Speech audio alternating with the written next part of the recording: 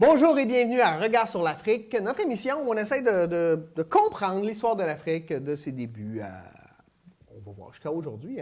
Avec moi, un historien, un professeur d'histoire du Togo, Raphaël Badoé, qui est maintenant installé à Dobou-Mississini depuis une douzaine d'années. Oui. Bonjour Raphaël. Bonjour Pierre. Ça va bien? Très, très bien. Oui. Bon, heureux de te voir.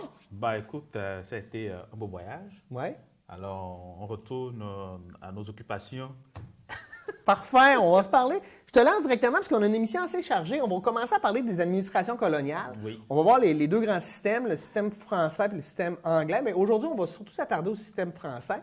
Mais avant ça, ce qu'il faut comprendre, c'est que tu nous avais expliqué, conférence de Berlin, on sépare l'Afrique selon des administrations coloniales différentes. Et là, on voit ici, entre autres sur la carte, comment ça a été séparé donc par des gens à Berlin qui décident ça appartient. Est-ce que je me trompe? Oh, oui, écoute, c'est très beau de commencer par cette carte parce que la carte, c'est le résultat de la conférence de Berlin. Là, je le rappelle parce que la conférence de Berlin a permis le partage. Cette conférence a jeté les bases de la conquête coloniale de l'Afrique. On a partagé l'Afrique sans la présence des Africains eux-mêmes à Berlin, en Allemagne.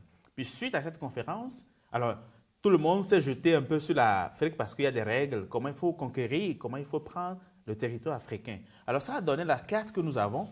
Alors tu vois les Français en Afrique de l'Ouest, beaucoup en Afrique de l'Ouest. Au centre, tu as toujours un peu le français, puis les Belges qui sont au Congo belge.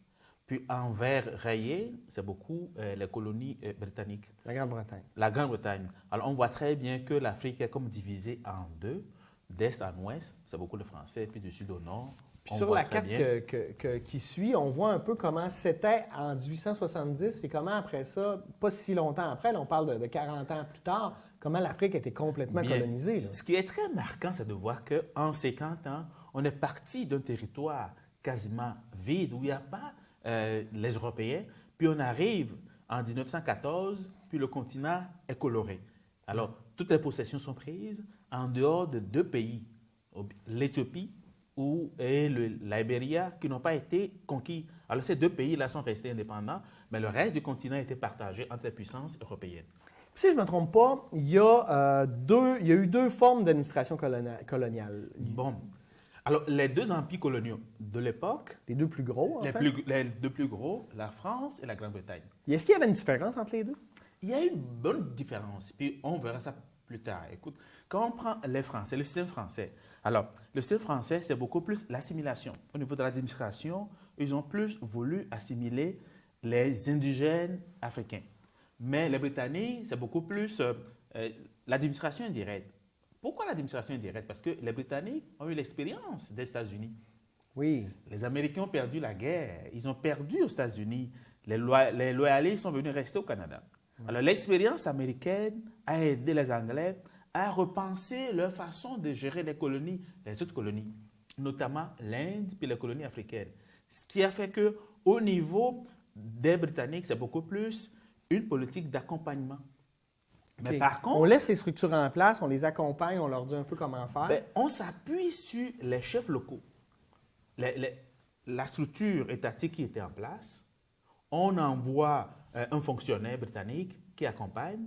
Le fonctionnaire britannique s'arrange à avoir le volet économique, le commerce, la diplomatie, mais le reste de l'administration, on le laisse aux autochtones. Mais par contre, les Français, ce n'est pas ça. La politique française, c'est l'assimilation. Il ne faut pas oublier non plus que les Français ont perdu le Canada, la Nouvelle-France. Alors, ils ont perdu un peu le processus, la gestion, la structure. Ils n'ont pas eu de mauvaises expériences. Alors, pour eux, avec la conférence de Berlin, ils reviennent dans la conquête. C'est une nouvelle France. C'est une nouvelle France. C'est la conquête coloniale. Et dans cette politique d'assimilation, pour les Français, écoute, pour eux, ils ont une mission humanitaire envers les indigènes. Alors, d'où la politique d'assimilation. Puis, il y a des penseurs, des auteurs qui ont défendu cette politique d'assimilation pour laquelle, oui, on fera de ces peuples autochtones des sujets, de bons sujets français. Okay? On oublie s'ils ont des cultures. Oui, on ne s'en occupe pas, en fait. Là. Peu importe leur culture, leur organisation. Tout ce qu'on veut apporter à ces colonies-là, c'est la bonne culture, le modèle français qui est un très bon modèle. Mais pour eux. Pour eux. Mais est-ce que dans le fait, est-ce que ça a été le cas? Bon, on verra plus tard comment ça a été. Tu sais, quand on regarde cette carte-là, on voit, tu sais, comme il y a deux Afriques françaises, l'Afrique occidentale française, l'équatoriale française, est-ce qu'il y a une différence pour eux, en fait, entre ces deux Afriques-là? Ben, écoute, en Afrique de l'Ouest, ça, c'est des structures qu'ils ont essayé de faire après la conquête de l'Afrique. Donc, ils ont formé deux fédérations. OK. Dans l'Afrique occidentale française, AOF, en 1898, et plus tard, l'Afrique équatoriale française vers 1905. Alors, ces deux entités-là, ils ont mis des gouverneurs généraux OK. à la tête de ces deux fédérations. Puis, dans chaque pays, il y a comme des lieutenants-gouverneurs à qui on a confié le pouvoir. Et bien entendu, les colonies dépendaient directement du ministère des colonies. Donc, il y a un ministère des colonies qui s'occupe des colonies directement en Afrique. Mais on verra également qu'il y a d'autres possessions en Afrique qui ont un statut différent. Madagascar ou... Madagascar, le Maroc, l'Algérie, la Tunisie. Alors, Oui, c'est vrai, ils ne sont pas là. ben, ils ne sont pas là parce que le Maroc et la Tunisie sont considérés comme des protectorats. Ces deux pays dépendent directement du ministère des Affaires étrangères. Mais encore, l'Algérie, qui est totalement différent, dépend du ministère de l'Intérieur. Tu me diras, pourquoi il y a trois gestions? Mais pourquoi il y a trois gestions? La question. Oui. Ben, c'est parce que l'Algérie est considérée comme un prolongement de la France. Tu t'imagines que la France considère... Parce qu'elle est en face, de l'autre côté de la Méditerranée? Ben, écoute, la France en Europe qui considère que l'Algérie, c'est la suite du continent français, que pas, c'est un département français. Donc, l'Algérie dépend... Je souris, là, parce que Pourquoi tu ris? c'est un peu tiré par les cheveux, quand même. Alors, l'Algérie dépend du ministère de l'Intérieur. OK. Donc, l'Algérie est organisée comme un département français, une préfecture, mais à l'intérieur également de ce continent, disons, de ce pays qui est l'Algérie. Les autres possessions également, il y a d'autres parties de l'Algérie qui dépendaient également du ministère des Affaires étrangères. Ils ont réparti. Mais une façon de dire que sur le continent africain, on a comme trois systèmes, trois ministères, mais au niveau de la gestion de l'administration, c'est toujours l'assimilation. On veut les assimiler, on oublie leur culture, puis on veut leur apporter la culture. La culture, la religion française. Oui. Écoute, pour ça, j'ai pris par hasard deux auteurs. Oui, regarde, Regarde-moi j'ai ça. des belles photos. Jules Ferry. Jules Ferry, c'est un ardent défenseur de la colonisation. Il a été chef de gouvernement français. Puis il y a une phrase que j'ai trouvée très intéressante à son sujet. Il dit « Rayonner sans agir, sans se mêler des affaires du monde, en regardant comme une aventure toute l'expansion en Afrique ou dans l'Orient, vivre ainsi, c'est abdiquer, et bien vite, c'est descendre au premier rang, au troisième, au quatrième, et rapidement qu'on ne pense. » Alors, pour Jules Ferry également, je continue, si tu permets, 2 secondes. Il dit, il y a un droit des races supérieures vis-à-vis des races inférieures. C'est lui qui décidait qui était supérieur. Écoute, si nous avons le droit d'aller chez ces barbares, c'est parce que nous avons le devoir de les civiliser. Il faut non pas les traiter en égaux, mais se placer au point de vue d'une race supérieure qui conquiert. Alors, écoute, c'est des défenseurs de la politique de l'assimilation. Ça explique la façon de penser également des chercheurs, des hommes politiciens de l'époque. Puis j'ai comme cherché quelques petites phrases également, mais je vais citer un deuxième auteur que tout le monde connaît très bien. Ça m'a surpris, Victor Hugo, quand même. Ben, Victor Hugo également fait partie également de ces penseurs qui défendaient la colonisation et la politique d'assimilation. Alors Victor Hugo dit « Je crois que notre nouvelle conquête est une chose heureuse et grande. C'est la civilisation qui marche sur la barbarie. C'est un peuple éclairé qui va trouver un peuple dans la nuit. Nous sommes les Grecs du monde, c'est à nous d'illuminer le monde. » Bon, écoute, ça c'est tellement prétentieux. Mais tout ça, c'est un peu la matérialisation de cette politique d'assimilation que la France a mis en place en disant on leur apporte une culture française. Ça va encore très loin.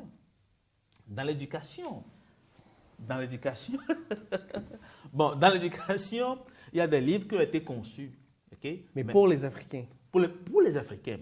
Puis, je sais que beaucoup de gens vont sourire quand ils vont voir l'image de ces livres qui s'appellent Mamadou et Buneta.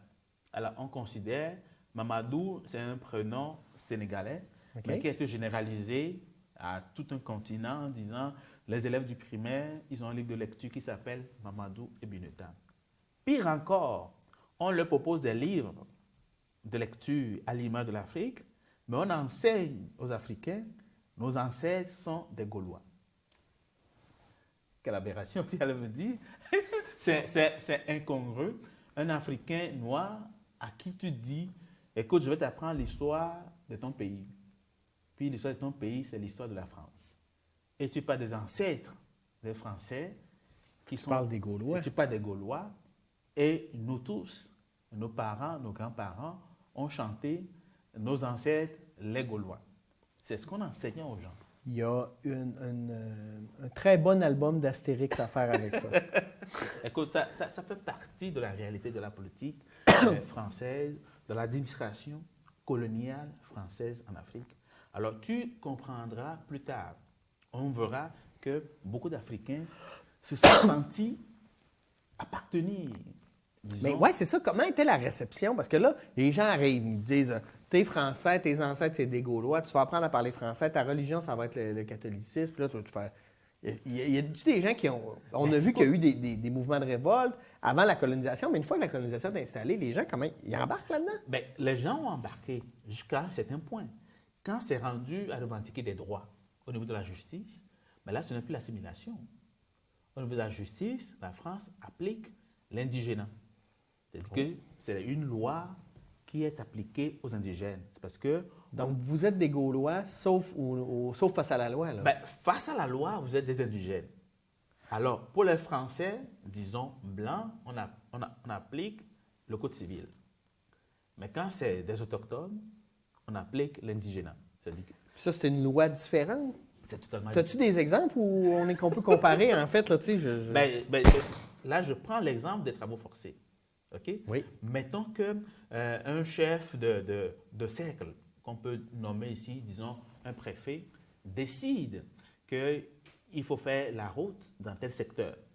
Alors, il demande au chef du canton, bien chef du village, de trouver des ressources pour aller faire le travail. Alors, si tu refuses, tu as le droit de recevoir, disons le droit, tu vas avoir le droit à la bastonnade. OK. Écoute, les policiers vont aller te chercher, puis ils vont te frapper parce que tu refuses. Puis le chef de poste, ou bien le commandant de cercle, qui est un Français, a le droit de te jeter en prison, manu militari, sans même appliquer n'importe quelle règle. Donc, c'est comme tu as obligation de répondre à sa demande. Tu es un sous-humain, en fait, là. Écoute, donc, face à la loi, tu as la règle de l'indigénat qui est restée jusqu'à la fin de la Première Guerre mondiale.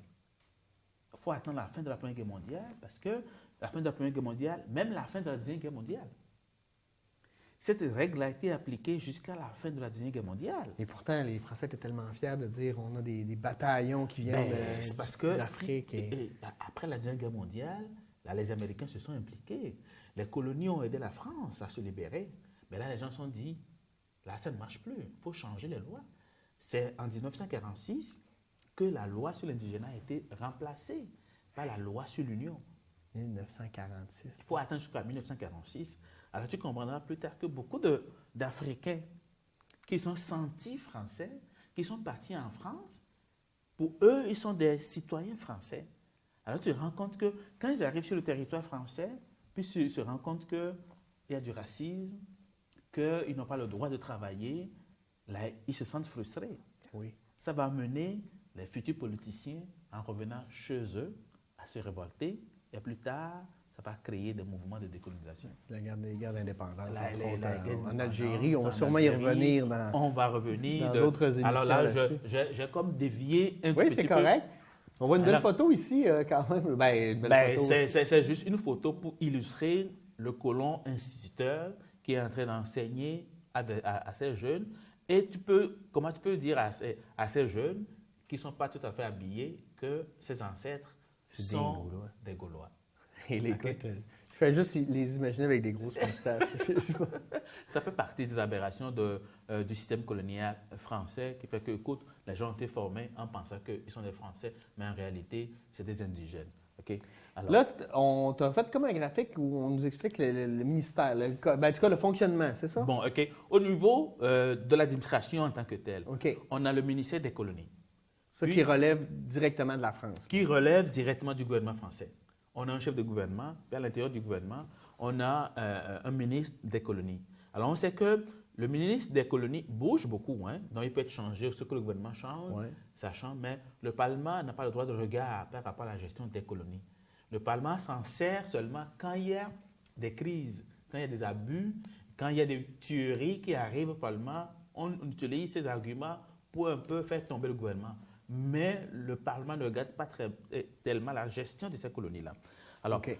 après le ministre, on a les deux gouverneurs généraux. Un pour le Sénégal, un pour le Congo-Brazzaville. Qui sont les deux Donc, sections on qu'on a a, vues plus on tôt. a deux fédérations. Mhm. Alors, la Fédération de l'Afrique de l'Ouest, qui est la OF, et la Fédération de l'Afrique équatoriale française. Alors, tu comprendras plus tard que chez beaucoup d'Africains, quelqu'un qui vient du Sénégal, parce que les grandes universités étaient d'abord construites au Sénégal. Les premières institutions, c'est au Sénégal. Et dans l'Afrique occidentale, et de l'Est également, c'est au niveau de Congo-Brazzaville qu'on a les deux institutions. OK. Les grandes institutions, les banques. Alors, chez nous, quelqu'un qui dit qu'il a fait telle université, mais il a fait le Sénégal, Dakar, les premiers intellectuels vont toujours à Dakar. Les gens font des examens, mais les copies sont corrigées à Dakar. Puis, à quelque part aussi, c'est de l'éducation, mais c'est de l'éducation à la française. là. C'est eux qui contrôlent les universités, j'imagine. C'est une éducation à la française. Le système éducatif, c'est le système éducatif français qu'on applique à la lettre.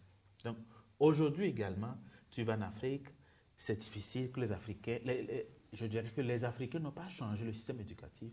Ils ont gardé le système éducatif, le système français. Même moi, par exemple, écoute, j'ai fini l'université au Togo en 2001, mais je connais plus l'histoire de la France que l'histoire du Togo. Oui. Donc, je maîtrisais l'histoire des rois français. Je maîtrisais plus la Révolution française, Danton, Robespierre. Tu connaissais pas nécessairement les ancêtres, les dirigeants qui étaient au Togo avec les Parce que Français. par arrivent. rapport au Togo, rien n'a été enseigné, rien n'a été véhiculé par rapport aux chefs togolais ou bien nos ancêtres. Tout ce qu'on nous avait enseigné, c'est Charlemagne, c'est Charles Quint, et c'est François Ier. Pourquoi la France a perdu la guerre? Napoléon. Pour moi, Napoléon, c'est un chef, c'est un empereur qui a un certain charisme, parce que c'est ce qu'on nous a enseigné. Ouais. Puis je connais le lien entre ce que Napoléon fait pour la France, même pour l'Europe, même pour les Allemands. Ça, mais je suis toujours un Togolais. Mais tu n'as Togo. aucune idée de ce que Napoléon a fait pour Écoute, pour le Togo, non. le Togo. Pour le Togo, non. Alors, on a le gouverneur général, Ouais. puis à côté du gouverneur général, on a les inspecteurs généraux. C'est des hauts fonctionnaires OK. qui pouvaient descendre dans la colonie, faire l'inspection, voir si la colonie est très bien gérée. À côté également du gouverneur général, on a un conseil supérieur des colonies. Mais c'est juste un organe consultatif. C'est des gens qui ont été désignés ça et là pour pouvoir superviser la gestion. Mais on sait très bien qu'ils n'ont pas de droit de décision par rapport à la gestion de la colonie. Alors, après le gouverneur général, un qui est au Sénégal, l'autre qui est au Congo, on a le lieutenant-gouverneur dans chaque pays. OK.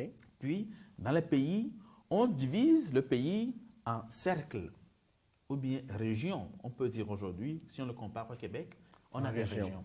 OK. Des régions administratives. Des régions administratives. Puis, à la tête de chaque région administrative, on a les commandants de cercle ou bien commandants de région. Tout ça, c'est des officiers français. Ça démontre que c'est comme c'est des conquêtes qu'ils ont fait et c'est l'officier militaire qui devient comme le préfet et en même temps le chef de la garnison. Puis après le chef et le commandant de cercle, nous avons les cantons, puis nous avons les villages. Donc, toute administration est tenue d'une main de fer où la décision vient du ministère, puis ça descend. C'est très centralisé, là. C'est très. Les villages très- n'ont pas beaucoup de pouvoir. Ben, ils n'ont aucun pouvoir. Alors, tout ce qu'on fait, on utilise les chefs de village parce qu'on a besoin de la main-d'œuvre. Ouais. Alors, la main-d'œuvre qu'ils ont besoin, souvent, les gens, on les amenait jusqu'en secondaire 2, 3. pour qu'ils soient capables de s'exprimer très bien en français, pour qu'ils soient capables d'être des commis utilisés dans l'administration, puis ça s'arrête là. On n'a pas besoin d'intellectuels. Ouais. Alors, donc, On faisait comme les programmer pour faire. Là, Ils sont- avec ils- tel niveau d'éducation, tu vas être capable de faire tel genre de métier. ils C'est ça qu'on a sont besoin. programmés parce qu'on a besoin de secrétaires, ils vont devenir secrétaires, puis ça s'arrête là. Le reste, écoute, vous ne touchez pas à ça, mais ça va provoquer ça va avoir des ennuis plus tard parce que les Africains qui vont avoir la chance d'aller en France pour suivre leurs études, parce qu'on a des missionnaires également qui éduquent certains Africains, mais qui ont réussi à évoluer, puis qui sont revenus avec une formation de médecin, d'avocat. Ah ouais. Mais quand ces intellectuels vont revenir dans la colonie, mais ils ne sont pas considérés.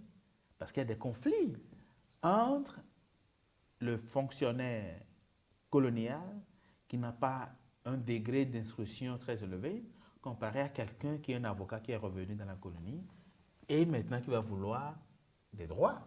Oui. C'est des conflits qui vont arriver. On a aussi là, tu me parlais des cas spéciaux. Cas spéciaux. Non, mais Parce que- c'est ton terme, là. Moi, je le reprends. Là. Ben, les cas spéciaux, c'est de, je l'avais déjà dit, c'est de voir qu'à l'intérieur de ces colonies-là, on a des distinctions. OK? Ouais. Je prends le cas du Togo puis le Cameroun. OK. Le Togo et le Cameroun, c'est des anciennes colonies allemandes. Donc, OK. le Togo, c'est une colonie allemande. Le Cameroun, c'est une colonie allemande. Puis après la Première Guerre mondiale, on a confié ces deux territoires sous mandat de la SDN à la France. C'est comme si c'est des orphelins Ouais. qu'on confie à la France, puis on dit, on te les donne, on te les confie, tu vas les administrer. Alors, mais tu feras très attention. Mais la France a été obligée d'appliquer la même politique qu'elle applique dans les autres colonies, parce que la France ne voudrait pas que les autres pays s'inspirent de ce qui se passe au Togo puis au Cameroun Pour se révolter. pour se révolter. Donc, ça, Changer la gestion. écoute, donc ça a été difficile.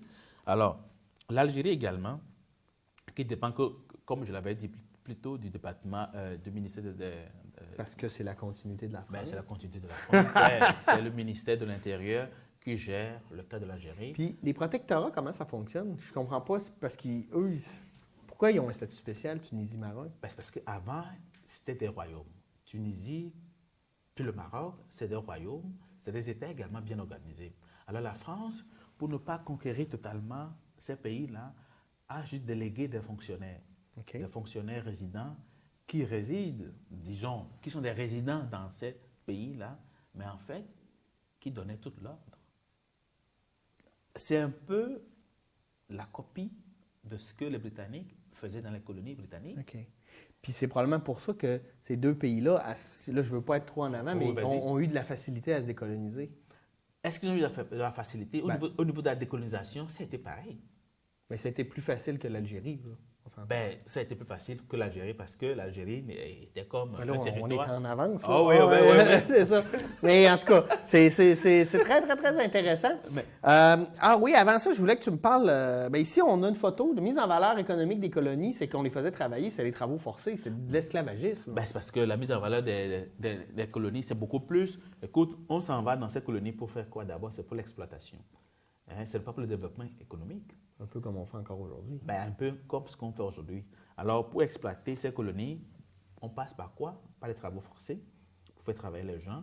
Puis tout ce qu'on fait, on crée les routes, les autoroutes, tout ce qui a été créé comme route, c'est pour aller drainer les matières premières à l'intérieur du pays. Ouais. Alors, si on construit un chemin de fer, ce n'est pas pour le bien des résidents, parce qu'on sait qu'il y a des matières premières à l'autre bout. Alors, comment aller chercher ces matières premières? Alors, il faut créer le chemin de fer pour aller ramasser les matières premières. Les gens, est-ce qu'ils sont payés ou sont juste, on les fait manger et on les force à travailler? Pierre, je te parle de travail forcé.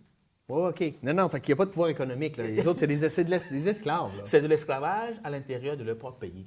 Hey. Alors, le chef du village a l'obligation de déléguer des gens pour aller travailler de force. Et les gens doivent se débrouiller pour aller manger. Pourquoi ils acceptent ça? Ben, c'est comme c'est des corvées. Donc, vous faites des corvées. Ils vendaient ça comme un acte communautaire. Ben, c'est un acte communautaire obligatoire. Ouais. C'est communautaire, mais tu n'as pas le droit de déroger à ce devoir. Puis, au Togo, Il y a un terme allemand qu'on disait One coup for Kaiser. Okay? C'est-à-dire que si tu refuses de travailler, tu vas te faire fouetter. Et pour le Kaiser, mais dans toutes les colonies, ils ont procédé à la même chose. Quand on te demande d'aller travailler et tu refuses de travailler, tu vas te faire molester. Alors tu as intérêt à répondre à l'appel que le chef te fait. Sinon, c'est les policiers ou bien c'est les gendarmes qui, je dirais plus les gendarmes qui vont aller te chercher. Donc ça fait partie de la manière dont les colonies ont été exploitées. Travail forcé pour construire les chemins, les routes, pour aller chercher les matières premières. En retour, qu'est-ce qu'on voulait? On vendait à cette colonie les produits manufacturés de la révolution industrielle européenne. Alors les produits français sont vendus dans les colonies, puis en retour, on ramasse les matières premières qu'on envoie en France. C'est fascinant tout ça, Raphaël. On a déjà terminé, on a déjà fini, mais avant, j'aimerais que tu me parles de tes sources parce que je pense que c'est important de savoir que tu ne nous dis pas ça en l'air, puis tu as travaillé avec l'Histoire générale de l'Afrique, puis ça a été produit c'est 9 volumes produits par l'UNESCO. C'est 9 volumes. Ici, c'est avec le tome 7, l'Afrique sous domination coloniale, 1880 à 1935 au niveau de l'UNESCO. Les personnes qui veulent améliorer leurs connaissances, poursuivre, avoir plus d'informations, peuvent l'acheter sur Internet également à l'UNESCO. Puis ça ne coûte pas, car je pense que ça coûte à peine une quinzaine de dollars. Ouais. Oh, oui. Je pense que je vais m'y acheter. Hey, merci d'avoir été là. Merci, Raphaël. On se retrouve la semaine prochaine. Puis on va parler de l'autre côté, du côté colonial britannique, comme nous, parce qu'on est des colonisés par les Britanniques. Hein? Hey, merci d'avoir été là. On se dit à la semaine prochaine pour une nouvelle émission de Regard sur l'Afrique. Merci. Au revoir.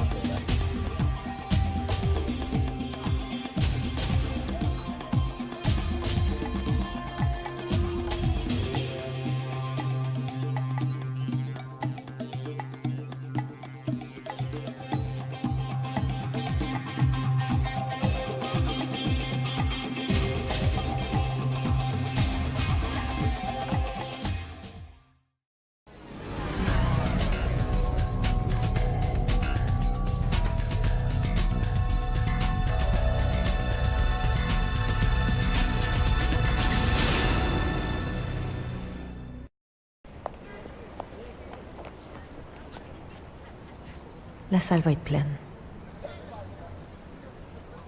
Ça va aller. Je vais au spectacle, puis j'oublie la foule. La foule. La foule. La foule. La foule. Les troubles anxieux sont bien réels. Les solutions aussi.